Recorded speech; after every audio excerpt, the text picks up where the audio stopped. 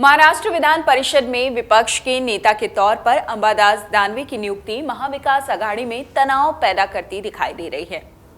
खबर है कि कांग्रेस इस फैसले से नाराज है।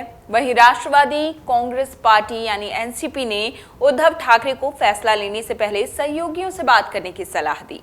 गुरुवार को कांग्रेस के प्रदेश अध्यक्ष नाना पटोले ने शिवसेना के साथ गठबंधन पर ही सवाल खड़े कर दिए।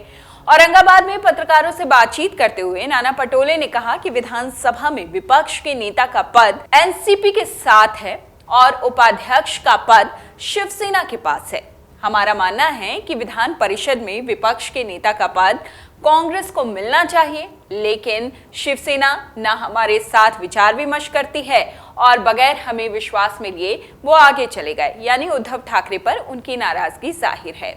उन्होंने कहा कि शिवसेना के साथ गठबंधन कभी भी प्राकृतिक नहीं था और ये इसलिए हुआ क्योंकि उद्धव ठाकरे और शरद पवार ने हमारी नेता सोनिया गांधी से मुलाकात की थी। उन्होंने ये भी कहा कि महाविकास आघाड़ी स्थायी नहीं है। अगर फैसला लेते समय कांग्रेस को भरोसे में नहीं लिया जाता तो हमें भी इसके बारे में सोचना होगा।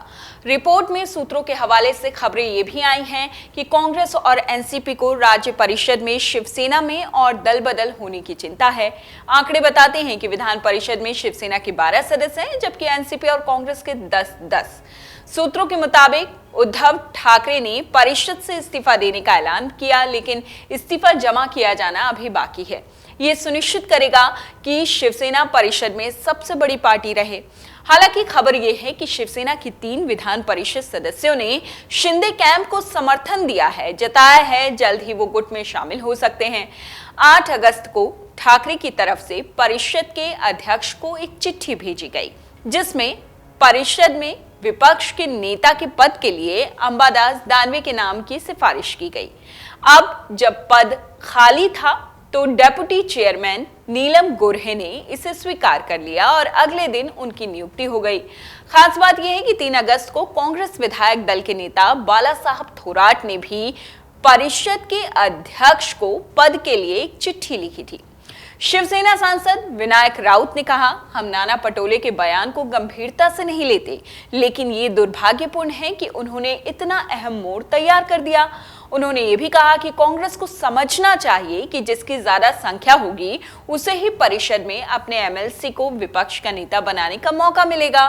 शिवसेना का एमएलसी सबसे ज्यादा है, उनकी संख्या सबसे ज्यादा है, इसलिए स्वाभाविक है कि हमारा एमएलसी विपक्ष का नेता होगा।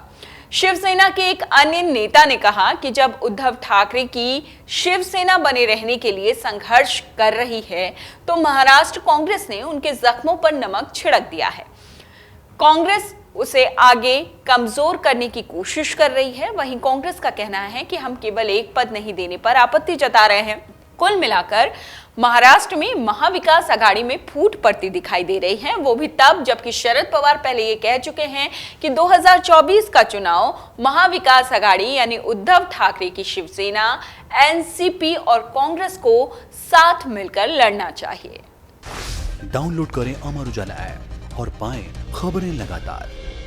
अगर आप ये वीडियो YouTube पर देख रहे हैं तो हमारे चैनल को सब्सक्राइब करें और बेल आइकन को दबाना ना भूलें। अगर आप Facebook पर ये वीडियो देख रहे हैं तो हमारे पेज को लाइक करें।